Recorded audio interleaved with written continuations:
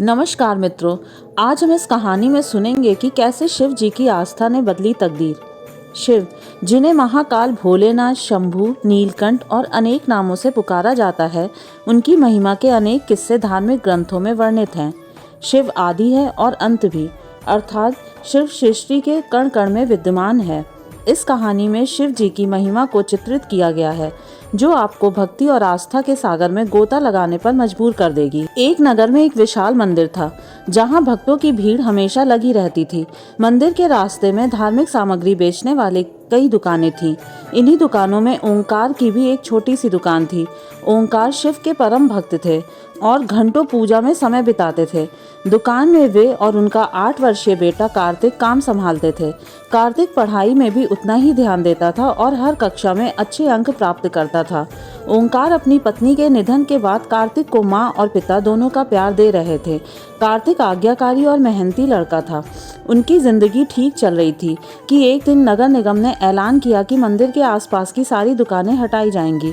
इस घोषणा ने ओंकार को हिला दिया, क्योंकि उनकी रोजी रोटी इसी दुकान से चलती थी। वह शिवलिंग के सामने रोने लगे और बोले, हे भोलेनाथ, मैंने ऐसा कौन सा पाप किया है जो मुझे यह कठिनाई झेलनी पड़ रही है।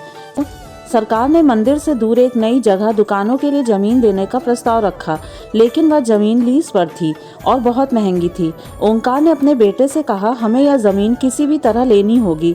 मैं आधी रकम जमा कर चुका हूँ, बाकी के लिए हमें लोन लेना होगा। कार्तिक सहमत हो गया। वे बैंक गए, लेकिन बैंक ने कहा कि लोन के लिए किसी गारंटर की आवश्यकता होगी। ओंकार परेशान हो गए। तभी एक तिलकधारी व्यक्ति उनके पास आए और बोले, मैं आपकी मदद करूंगा, मेरा खाता इसी बैंक में है। उस व्यक्ति की गारंटी से ओंकार को लोन मिल गया। उन्होंने लोन से ज़मीन खरीद ली और वहां लकड़ी की दुकान बना ली। दुकान के कोने में उन्होंने शिव जी की मूर्ति स्थापित की। हालांकि दुकान सबसे आखिर में होने के कारण वहां कम ग्राहक आते थे। ओंकार को अपनी आय से खर्च चलाने में भी परेशानी होने लगी। एक दिन वही तिलकधारी व्यक्ति फिर से आए और बोले, शिव जी की मूर्ति के लिए एक छोटा बना दो, तुम्हारा कल्याण होगा। ओंकार ने इस पर ध्यान नहीं दिया, लेकिन उनकी हालत दिन प्रतिदिन खराब होती गई। अंततः उन्होंने दुकान के कोने में छोटा सा मंदिर बनाने का निर्णय लिया। जब खुदाई शुरू हुई तो एक विशाल शिवलिंग मिला। शिवलिंग की खबर जंगल में आग की तरह फैल गई। हजारों लोग दर्शन के लिए आने लगे। खनिज विभाग ने शिवलिंग को मंदिर की संपत्ति मानते हुए वहां स्थापित कर दिया। शिवलिंग के मिलने के कारण ओंकार की दुकान पवित्र मानी जाने लगी। ग्राहकों की भीड़ बढ़ने लगी। लोगों ने उस स्थान को शिव की जन्मभूमि का अंश मान लिया। शिव जी की महिमा ने ओंकार की जिंदगी बदल दी। उनकी दुकान अब खूब चलने लगी। उन्होंने शिवलिंग के सामने सिर झुकाया और आभार व्यक्त किया। इस प्रकार शिव जी की कृपा से उनकी परेशानियां समाप्त हो गईं। इस कहानी का निष्कर्ष यह है कि सच्ची भक्ति और श्रद्धा में अद्भुत शक्ति होती है। ओंकार ने हर कठिनाई में अपनी आस्था को नहीं छोड़ा और अंततः शिव जी की कृपा से उनकी तकदीर बदल गई।